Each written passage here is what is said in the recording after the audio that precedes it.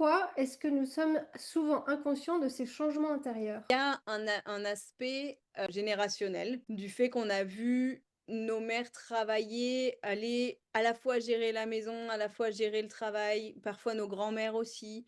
En fait, c'est un peu comme si on plongeait dans ces changements de société-là, sans avoir eu l'espace de prendre du recul et de se poser la question de: «Est-ce que c'est bien? Est-ce qu'on est bien, en tout cas, individuellement puis collectivement, dans ces nouveaux comportements, dans ces manières de penser et l'individu et le collectif et le couple aussi dans les relations?» parce qu'évidemment, au niveau du couple, ça vient changer beaucoup de choses dans le sens où on n'est plus dans une communauté où on va aller échanger avec d'autres femmes. Très souvent, la femme a besoin de parler beaucoup parce que plus elle parle, plus elle va extérioriser, comprendre ce qui se passe à l'intérieur d'elle, tout simplement. Ça, c'est tellement important pour les femmes d'avoir ces espaces-là de parole, d'échange, de partage.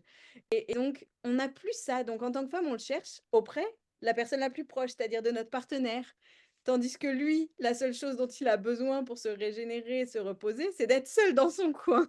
Et là, on commence à avoir déjà un espace de conflit où la femme va chercher le contact, le lien, l'échange en permanence et l'homme, lui, va plutôt, rechercher à se mettre dans son coin, à se régénérer, se recharger parce que c'est sa manière à lui. Et donc cette inconscience, on va dire, sur les changements intérieurs, ils sont venus petit à petit.